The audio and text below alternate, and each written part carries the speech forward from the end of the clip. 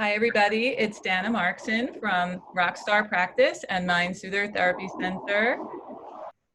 Welcome to Coping Skills Tool Belt. You're in for a real treat today. Well, I'm going to welcome Jillian Esposito, who is a licensed clinical social worker at Baker Street Behavioral Health, and she has offices in Kinnelon and in Morristown. And Jillian has been a social worker for many years and recently joined the ranks of us licensed clinical social workers. So that's really exciting. And so I'm very happy to welcome her today. Today's workshop will be on reducing your trauma response using TF-CBT. And we're going to learn a few new things that we haven't yet shared on this workshop. So I'm really excited about that. A few housekeeping notes. The chat feature is how you guys will communicate with us. Your sound and your video are hidden, so if ever you have a question related to the topic, if Jillian asks you a question, feel free to enter it into the chat. The more you participate, the more you will get out of it. And also, Jillian has shared lots of great material, which will be emailed to you after the workshop with a link to the replay. So here we go. It is my pleasure to welcome you, Jillian Esposito. Whoops. Good. Okay, wait. There you are. Can you hear me? Now we hear Yeah, you. okay. Hi, Jillian. Hi. Good morning, everybody. Thank you so much for coming. I am blown away by how many of you are here and from all over the country and, you know, in Canada. That's so great. So today, you know, I've been doing, so I'll go back a little bit. I've been doing TF-CBT now for about 2 years. I utilize this mostly treating families that have experienced domestic violence, but as you'll find out today, it can be used for a variety of different things. So today, I really want to kind of teach you the overall of what TF-CBT is, because I know before I did this training, I didn't know. So I'm going to go over a little bit about the components of TF-CBT, and then we're really going to go through different ways that you can utilize the things that we've learned to help your own trauma responses and anxiety. So we're going to, so as you know, and most likely feel, the culture of the world right now is currently unsettling and really confusing.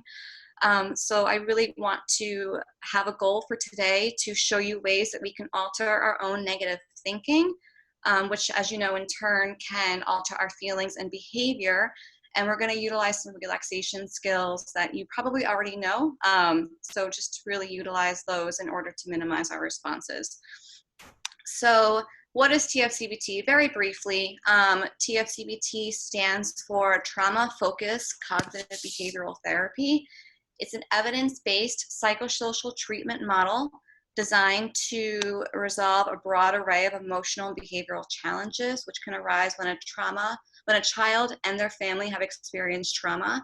It's typically short-term, about 16 to 20 sessions. It has specific steps in order to move through the model successfully, which we'll go through quickly today. And primarily, TF-CBT reduces symptoms of post-traumatic stress disorder. I know that you know what PTSD is, so I'm not going to go over this specifically. However, it does also help with other symptoms such as depression, anxiety, behavioral problems, any kind of sexual behaviors, trauma-related shame, interpersonal trust, and social competence. This is the basic steps for TF-CBT.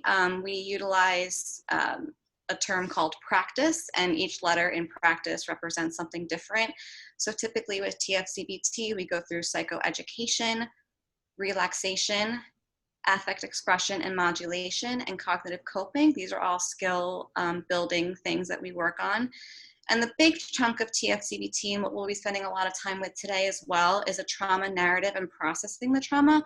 This is what makes TF-CBT really unique, because a lot of these things we do in other areas of treatment, such as the relaxation, the affect modulation, and cognitive coping, but the trauma narrative is what is really special for TF-CBT.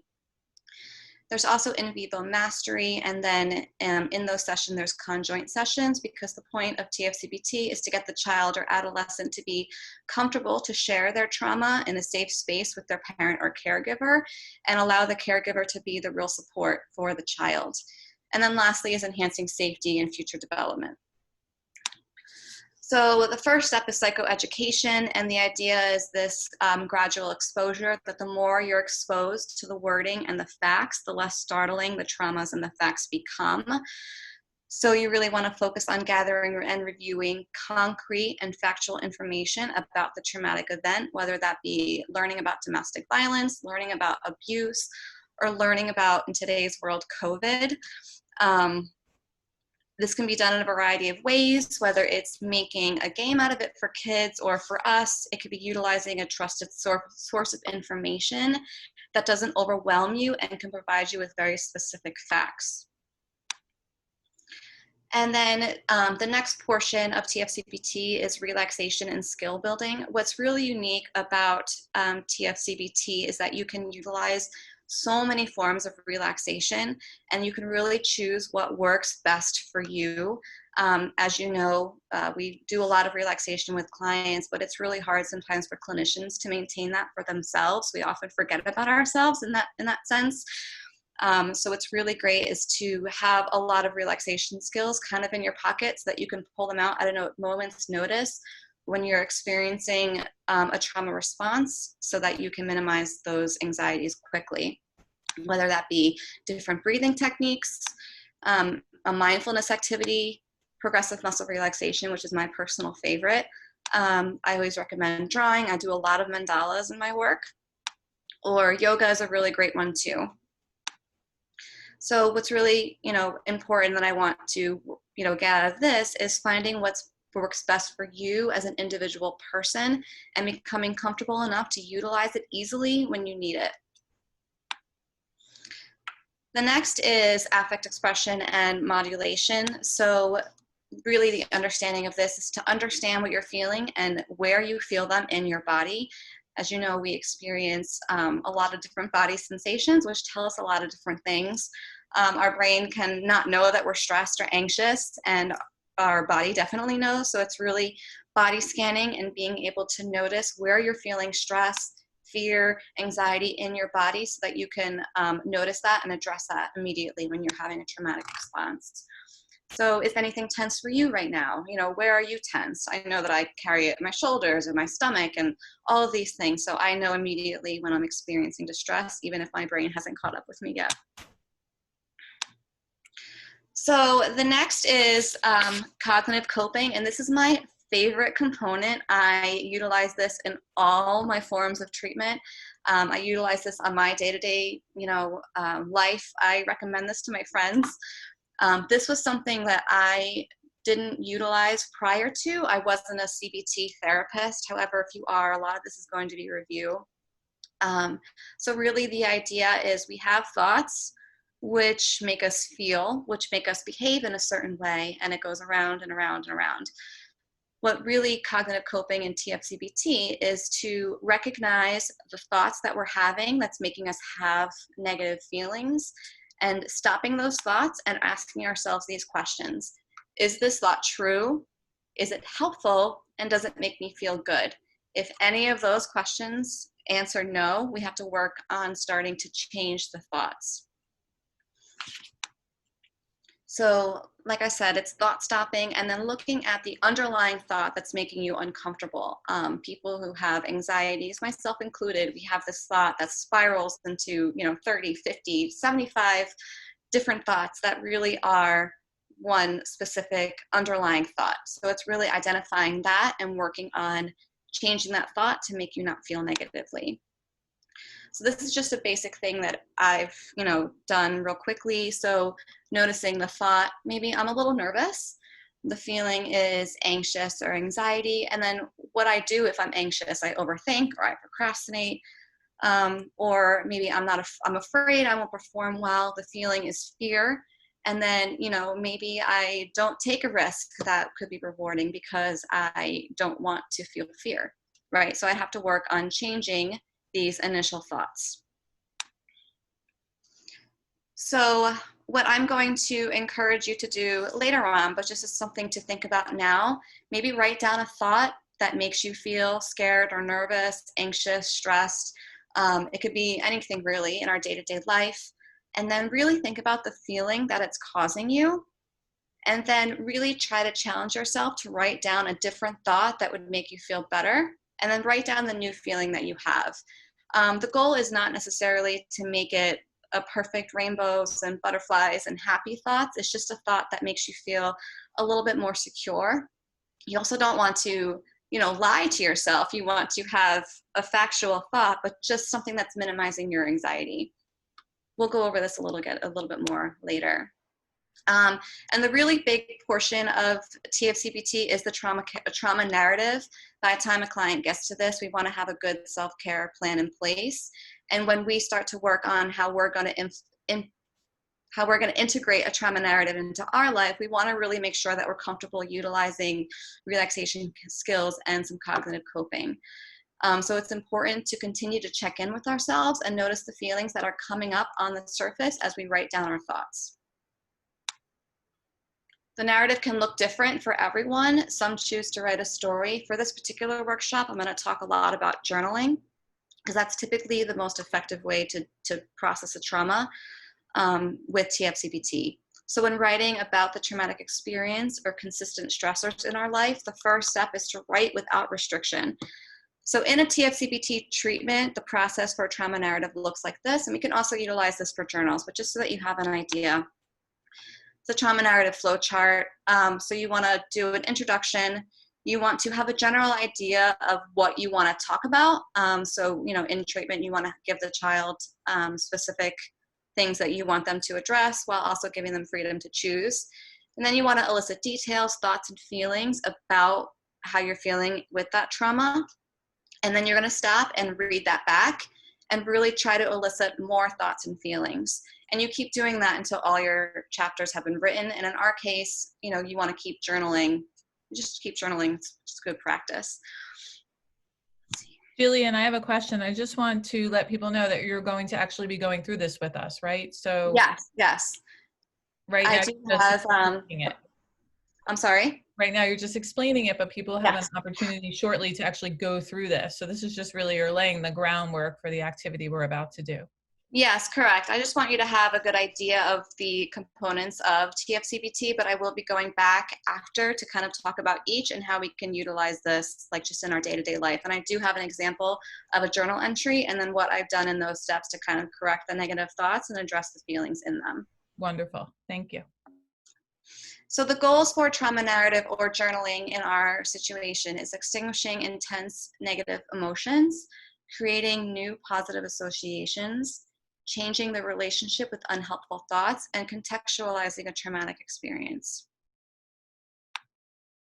And we'll go back to this, but the trauma narrative, journaling, there's certain steps. The first one is just to write.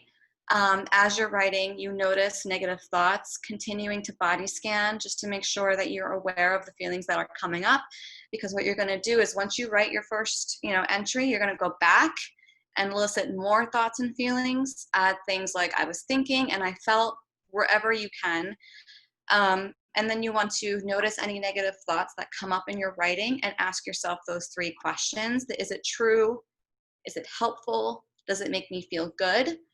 And then you want to change negative thoughts. And then you reread it. And then you see how you feel after you reread it. And again, I'm going to go through this again later. We're going to do a practice exercise and we're going to look really at a journal entry. And then the next portion is in vivo. It's not always done, but it can be helpful. And the idea for this is to really have a gradual exposure for your fear. So for us, for example, if you're feeling anxious about getting sick, if you go out in public, think about small steps that you can take that may make you feel slightly less fearful or anxious, but that you feel like you can work through. So for example, if you're afraid to kind of go outside, maybe your first step is to try to be outside in a not crowded place with a mask on, or and then try to challenge yourself a little further every day. And then the last portion of TF-CBT is enhancing safety.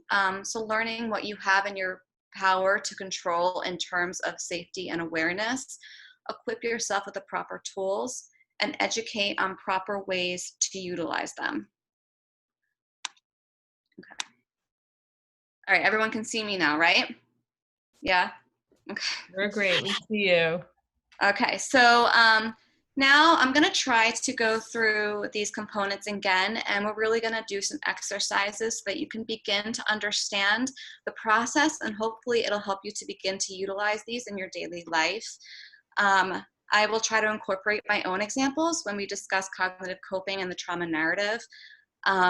During the portion, I ask that you please utilize the chat function, because I am going to be asking for negative thoughts that you may have, and I will be asking you to share. So I know that in this series they've gone over different breathing techniques and different relaxation tools, so I'm not going to spend a ton of time on this. I am going to kind of do 2 really quick exercises that I find really helpful, that I wasn't doing prior to learning about TF-CBT, and a lot of it is just mindfulness. The one really that I'm going to do is something I call the 5 senses. And what are our 5 senses, right? It's sight, hearing, touch, taste, and smell. So what I'm going to ask is that you just take a couple of minutes and allow your thoughts to just kind of stay present in the here and now. If another thought kind of comes in, you can acknowledge it, but then just kind of let it go, let it pass. Don't become angry if you can't focus, that's okay. The whole purpose is to really just try to maintain into the present moment. So what I want you to do is look around and think and say out loud 5 things that you physically see in front of you.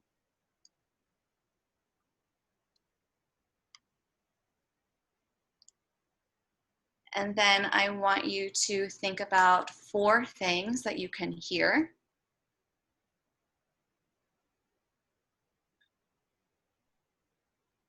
3 things that you can touch.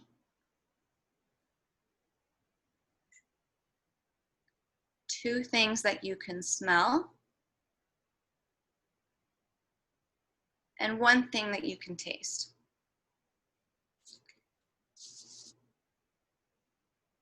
People always laugh when I ask them something that they can taste, but I think that's a really good thing to do. I know that if I'm feeling anxious or if I feel overwhelmed just with everything that's going on, that's a really great thing that you can kind of do really quickly to really just ground yourself and focus on the here and now. So, find whatever form of relaxation works best for you.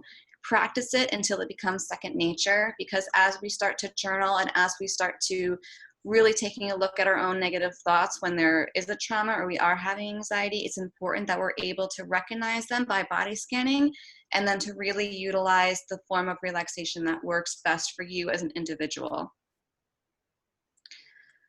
The next portion is cognitive coping. Now, I want to practice cognitive coping and thought stopping. This took a lot of practice for me. I'm a naturally very anxious person, and it's a consistent struggle for me to work through. However, it is really great if you're able to kind of do it, and it can be done at any time you're having a negative thought that doesn't make you feel positive. So remembering the triangle, sorry, bear with me, let me just pull up the triangle again.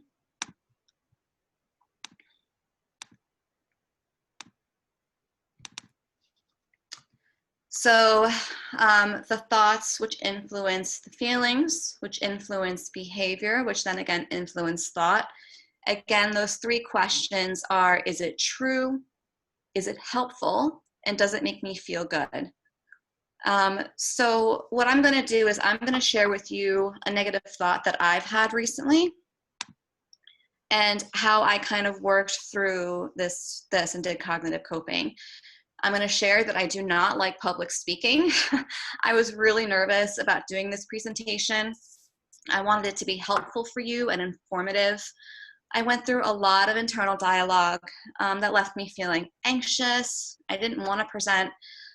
This was a great time for me to utilize cognitive coping. After a lot of reflection, because I had 100 negative thoughts going through my head, the real originating thought was, I am not going to come across well during this presentation, or people are not going to get something out of what I have to say. And it took me a while to understand the underlying thought, but I was, like I said, because I had 15 other thoughts going through my head at the same time, but it was causing me a lot of distress. So, I wanted to really look at it, and I was able to change my thought to, I really believe in this process. I believe in TF-CBT, and I understand the process I am discussing. I will prepare the best that I can, and I will be honest. And that did make me feel a little bit better. Again, I'm still having some anxiety about it. However, I was able to kind of push through and really challenge myself to do something that I was uncomfortable with doing. Now, I want to open it up here because I know that I asked a little bit ago. Thank you. I know that I asked a little bit ago to kind of think about a negative thought that you've had recently. So does anyone feel comfortable sharing a negative thought that you had? And if you had difficulties changing the thought, it's okay. We can work through it together. So if you have anything that you've kind of thought of, please utilize the chat function. I'll give you guys a few minutes. Can you ask the question again, Jillian? Sure. If there is a negative thought that you've had recently, and then if you went through to try and change the negative thought, to change the negative feeling. Thank you guys. I really appreciate your feedback.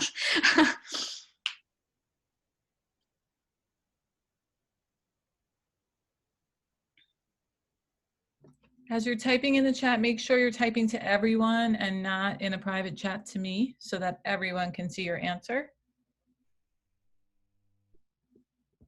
I'll give it a little bit longer. I'm getting some good ones here. That's great.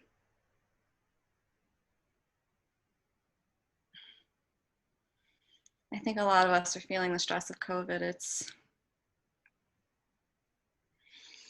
Okay, so there's been a lot of really great, I'm gonna give you guys a few more minutes because they're still rolling in.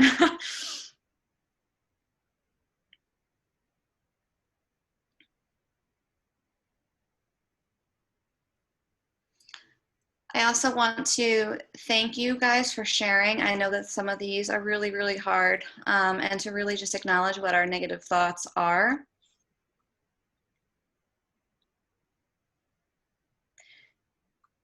Now, for those of you who have put in what your negative thoughts were, do you think that you can identify the feeling that that's causing for you?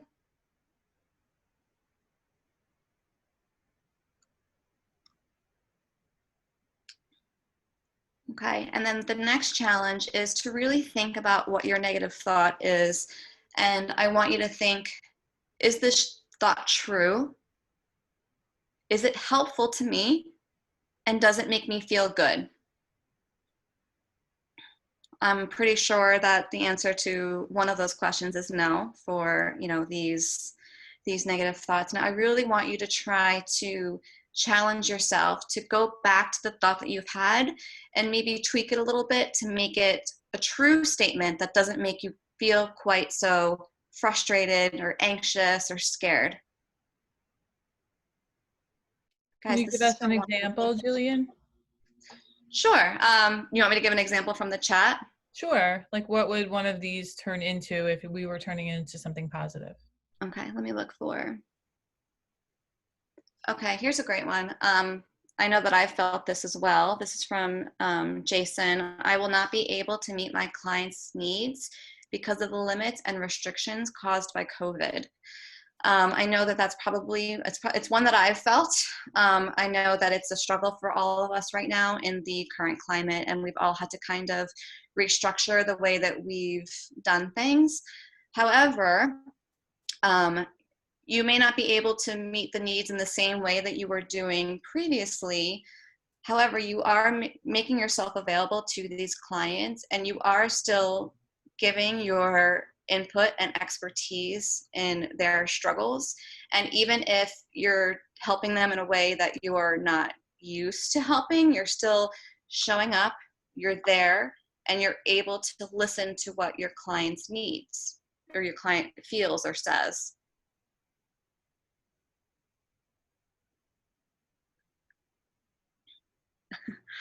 Like, I got a puppy and now I feel like it was a huge mistake. I really wanted a puppy, but I'm so resentful.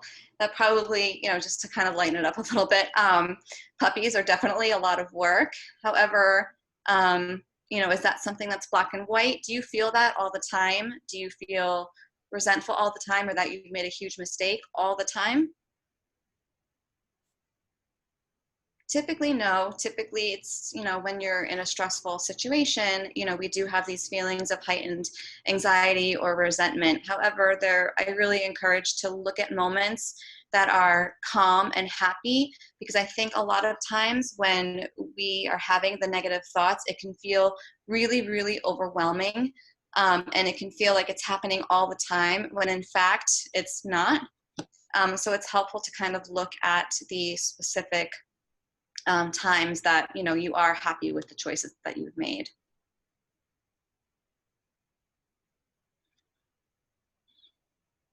I really want to thank you guys. These are all so great. I want to try to keep pushing on. We're going to go through different aspects, but I really do want to thank you for sharing. No, I do not want a puppy, but thank you so much. I have 2 toddlers and I have my hands full. But I know that you are doing, the best that you can for the puppy, and I'm sure that the puppy has a really great home with you. So next, what's really I want to work on is the trauma narrative.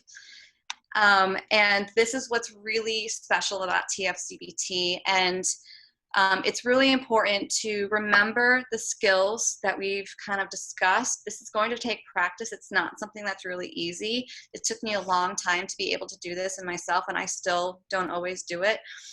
But I want to talk about journaling, and I know that I don't do it enough. I should be doing it more. And again, I should all over myself, right? But I could definitely utilize it a lot more. And what I got for this presentation is a friend of mine really struggled with the current climate and COVID. And I asked her to do a little journal entry for me. So what I'm going to do is I'm going to share her entry, and I'm going to walk you through kind of what I did to kind of help her process. Realistically, I could talk about journaling or a trauma narrative for hours and hours and hours. This is going to be a very condensed version. But I do want to kind of let you see, and again, there's no right or wrong for journaling or a trauma narrative. You can give a journal to 16 different clinicians and you're going to have 70 different responses. So each person will handle this differently, but I am just going to show you kind of what I did, and hopefully that will help you in your practice. Just give me 1 second. I'm not great at this technology stuff either. Although I'm a millennial, right? I should be able to do it. Let's see. Okay. You're doing a great job. Thank you. I've never done this, like the Zoom and the screen sharing before, so this is a whole new thing for me. Well done. So this is my friend's journal entry that I asked her to do, and I have her permission to share. So the first time you do this, you just focus on writing the facts. She did a really great job too in giving detail and already giving emotion. And I didn't even have to prompt her with that. So she did really, really great here. But I'm going to kind of read through what she sent me first. And then I'm going to go through questions that I would ask and what I come up with at the end. When I first felt the pandemic was a real threat, it was sometime in February. I was reading a lot about it on Reddit.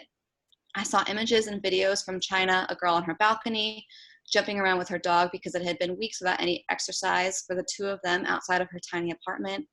I was building worst case scenarios in my head, worried about our upcoming trip to Florida. I had no idea how quickly things could shut down. 2 nights before our trip, I ordered chapstick on Amazon while in bed at 11:30 p.m. because I realized I was running low. What if I couldn't find chapstick during the pandemic? I thought I wouldn't be able to have access to supplies. Once New Jersey got hit and we were all put on lockdown, we were slowly learning more and more about the virus. Any new information we learned about it just proved that it was even more severe when we had initially thought. It spreads easily. It does affect young children. People over 30s were dying. People over 60 were having a really hard time. My grandma, grandpa, mom, dad, and husband's parents were all over 60 with a bunch of varying complications. After we were home for a few weeks and everyone was healthy, I felt a little bit more secure.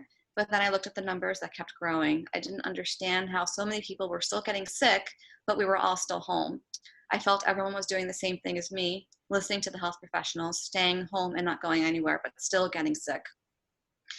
And now, while this is a friend of mine's journal entry, I know that something very similar to that would have been what I would have written. I think a lot of us would have had something very similar as well. So what I really did was, and as you can see, there's a lot of thoughts and feelings in here already. But once you write down your first, draft, whether you type it or write it, you look at it and then you sit with it for a minute. And as you're writing, like I said, you continue to notice how you're feeling in your body, if you're anxious or stressed or scared, and you really try to acknowledge that. And whenever that kind of pops up, that's when you're going to verbalize and write down how you feel. So we're going to go back, this is the second draft. When I felt the pandemic was a real threat, it was sometime in February. I was reading a lot about it on Reddit, and I italicized here, initial thought and feeling, and this is what I added in. I was feeling like everyone I knew was going to get sick. I was overwhelmed with information. So there she's identifying that she's having a negative response and is identifying what exactly the feeling is that she has. She saw images and videos of China. So the thought and feeling, I was thinking that it would be like to not be able to leave my house, and nervous about being locked inside for an unknown amount of time. But then I remembered I have support in my home and I'm able to go outside my house if I need to. I was building worst case scenarios in my head, worry about our upcoming trip to Florida. This person was actually going to Disney in the beginning of March. Her thought was she was worried she wouldn't be able to come back home. All the supplies would be gone by the time she got back. I had no idea how quickly things could shut down. Her thought, and this is where she brought up another trauma, how quickly did they ground flights? Could it be like 9/11? When it felt like the plug was just, pulled from the world? Or could we have some sense of time to get situated and feel prepared? And, she was up, she was ordering chapstick, and she was panicked that she wouldn't be able to have supplies. And the real idea here was she was worried about running out of big things like food, but also little things like the little luxuries that we have, like chapstick and sunscreen. She didn't want to have to tell her kids that we ran out of items and make their lives comfortable. Again, so this is really going through and just really recognizing what the thoughts are and what the feelings are with our thoughts. She felt like she was going to lose half of her family in the next 2 weeks. She felt freaked out, like she felt like she had no way to protect her loved ones and herself, and that everything was a potential danger. I felt so vulnerable. Jillian, your screen is blank, so people are commenting, and all we see is a blank screen. So if you're just reading, you don't need to share. You can just read and bring your face up. We don't see what you're seeing. Huh, okay. Sorry about that. I don't know what's... Okay, just stop the share and then you can read. Okay. Can you still see it to read it? There we go. All right, let me pull it up. And then also, I think what you're doing now is sort of setting the stage for the exercise we're about to do, right? You're sort of saying, this was the trauma narrative that your friend wrote, that you were asking her to write when you were helping her, and then you were sort of doing the reframe, right? And then you're going to invite us to do a similar exercise. Yes, correct. Great. I'm just trying to figure out a way that I can look at it while not sharing my screen. Sorry, just bear with me really quickly. So what I really did was, what you can do is you can kind of go back into what you wrote and add different thoughts to it, or you can do it at the end, so you can add a conclusion paragraph or afterthoughts. So the beginning of this pandemic was stressful and frightening. So again, acknowledging how you're feeling. I know to try and focus my attention on trustworthy news sources and understand my boundaries. I know it's easy for me to become overwhelmed, so I will limit my news exposure. I know it will be difficult for me if I have to remain inside. However, I have my family with me and I will try to enjoy the extra time with them. I know that I have prepared the best I can and I have supplies that I will need. I have support and I can reach out to my family if I need help. Essential businesses will be open and I will be able to get food and supplies. If I had gotten stuck in Florida, I would have been able to be in a safe location with my family. As we learn more about the virus, I will do what is in my power to keep my family and myself safe and continue to evaluate what I am comfortable with. I have tools I need in order to stay informed, calm, and secure. Okay. So that is just kind of what I did with her in the narrative. You guys can see me now, right? Yes, we see you. Yeah. Okay, so I want to look at the chat again too, and I think that because a lot of people really put in really great fears and thoughts, I would like for us to practice this a little bit more because I think that some of us did do a little bit of journaling here, and if you need help, I mean, we can all kind of work through it together. Does anyone feel comfortable with really looking at the thoughts that you've had to kind of challenge them? You can chat it in or put it in the chat here.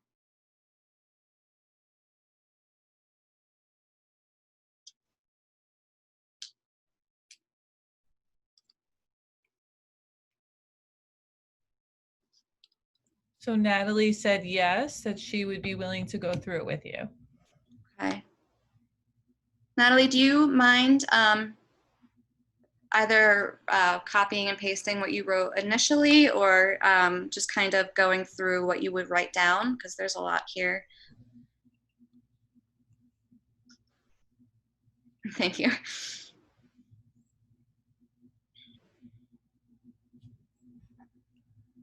This is a great exercise in reframing.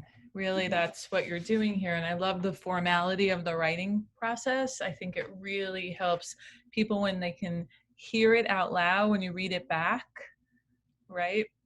When you read it Yeah. back to yourself out loud, I notice, I'm like, wow, you know, that sounded different when I read it back than it did in my head.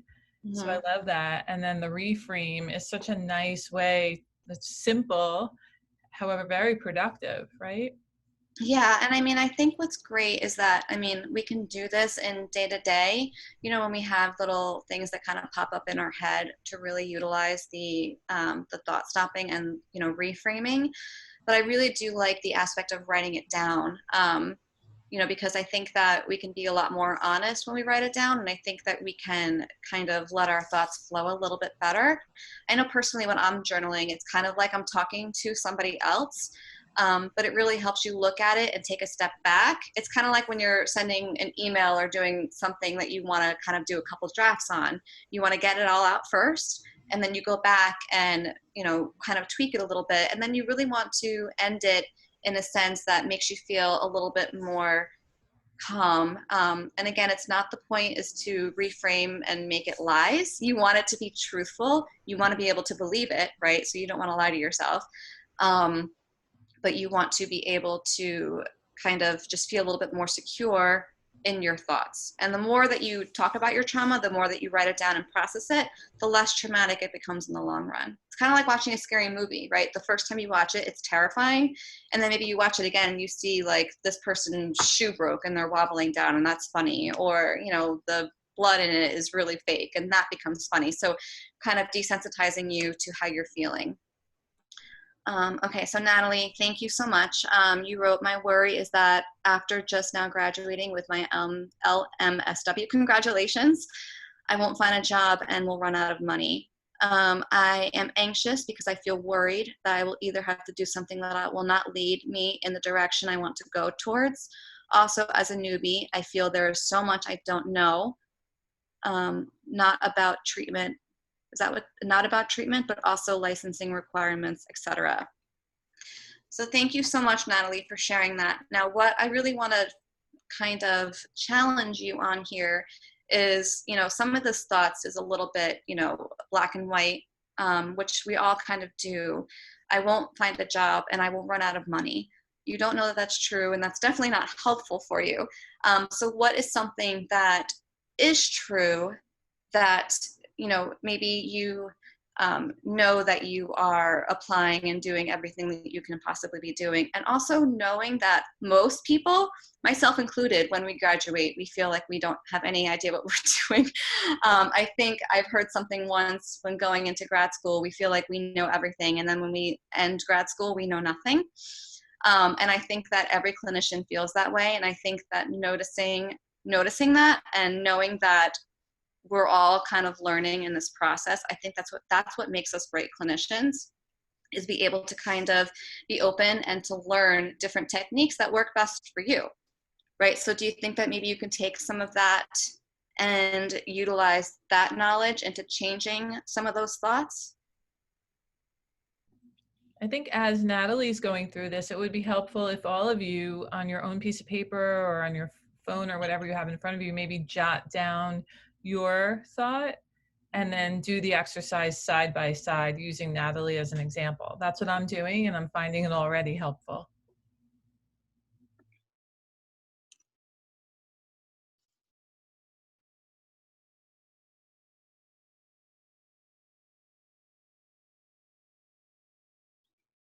Yeah, and I think Natalie, that's great, and that's really the best that we can do, is leaning in and trusting that you will be okay, and that a lot of times it took me a long time to kind of acknowledge that sometimes the way I think things should go may not be the way that they go.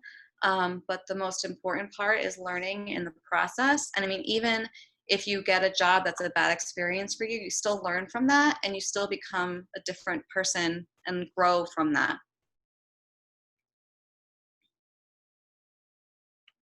How's everyone doing with writing down their thoughts and kind of comparing it side by side with their negative thoughts? Do you feel like you're able to do that, or is it something that you're struggling with?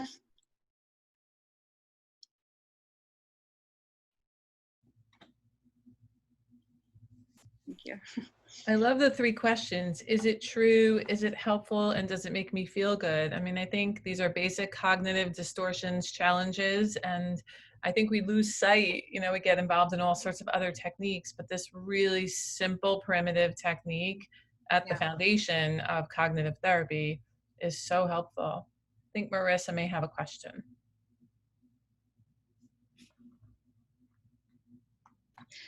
Okay, Can you so read any the question? Sure, yeah. So any tips with those of us or clients who have a triggering or a weird relationship with journaling? That's a great question.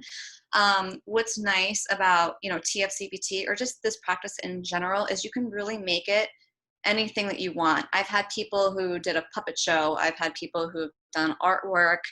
It's really figuring out, while I think that journaling would be the most effective form, there could be other ways that you can do. I mean, I'm even thinking like if you want to do like voice memos on your phone, or if you want to write a poem, or if you want to make a drawing, there can be other ways that you can kind of implement that. But I think the real point is really trying to figure out the originating thought that's having the negative feelings and really trying to either combat that thought or to add a thought afterwards that doesn't make us feel so anxious.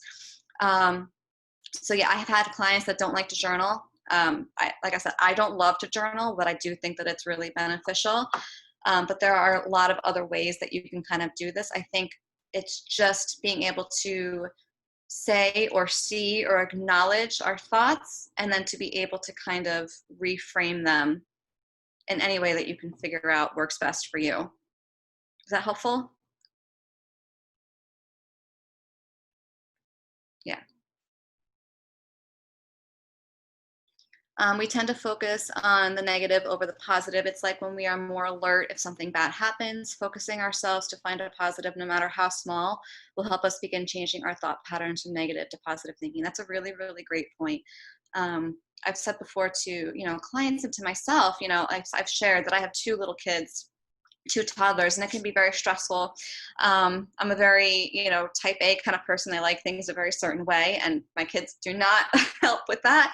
But I really try to focus on points of the day where I look at my kids getting along, or I look at them trying to be kind to each other, or I just try and really focus and notice the even small moments that make me feel good, because I think that you're right, that we tend to focus on the negative and then we think that it's all negative, when really it's not. It just takes up more space in our brains. So thank you, Danielle. That's a really great point. And good, I'm glad that the voice memos would be good for you, Marissa. I think that could work, definitely. Yeah, gratitude. Okay, now I know that I covered a lot today. Does anybody have any questions for me, or? There's a couple of questions here. So Marilyn asks, are there any tips to always look at the positives? So how do you shift maybe from glass half empty to glass half full mindset, or shift the focus from negative to positive? What tips do you have? I think that part of it is giving ourselves some grace in the fact that it's going to be nearly impossible to always find positives. And it's not necessarily always finding, positive, negative. It's sometimes just about acknowledging what the fact is, rather than having the negative feeling attached to a fact that may not be true or may be exaggerated.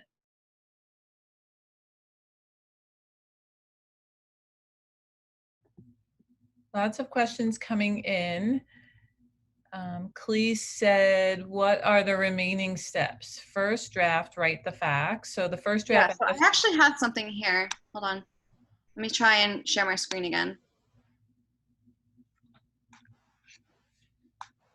I didn't put this up because you were having problems before, but let me try this again and see if we can. Can you see that? Ah, that's great. Super helpful. This is in the PowerPoint, so everybody will receive this. This actually isn't in the PowerPoint, but I can definitely send this out. Great, thank you. So first step is just write, and as we're writing, really noticing the negative thoughts, continuing to body scan, and then going back and eliciting more thoughts, adding I was thinking, I felt, wherever you can. Sometimes even, if you feel like it's too much, you're probably doing a great job. Notice any negative thoughts and ask yourself those 3 questions. I think with, general CBT, we can kind of go off on a million different questions, but I think that they are really, is this true? Is it helpful? Does it make me feel good? And then trying to work on changing the negative thoughts. If you can't do all of it right away, I mean, that's okay. I think that that's normal human nature. But to really try to kind of, change them the best that we can. And then once you have all of that, just going back and rereading it to yourself and checking in again and seeing how you kind of feel after you've done this process. Ken asks, would it be helpful to share negative thoughts with someone you trust? I think so. Yeah, I mean, in TF-CBT treatment, that's kind of the whole purpose of the treatment, is to allow the parent or caregiver to become that support, so that it's not just, the therapist, that they're able to kind of have that support when they're done with therapy. So I think that kind of just talking it out with someone that you trust is a really great idea. I do think that when you're getting used to it, writing it down is a little bit easier, but if you already do things like this, I think that talking it out with someone that you trust is really helpful, as long as they know that they're just there to listen, right? You don't always want them to kind of give back advice. You want to be able to do the work yourself. Yeah, that's great. Vanessa asks, how is this applicable to racialized trauma? Always looking at the positive doesn't seem applicable in this context. And I don't think that the point is to always look at the positive. I think that the point is to try and change the thoughts that make us feel a little bit better. So whether it be, trying to look at if there's trying changes to be made, or if there's progress in a certain direction, or people are becoming more knowledgeable.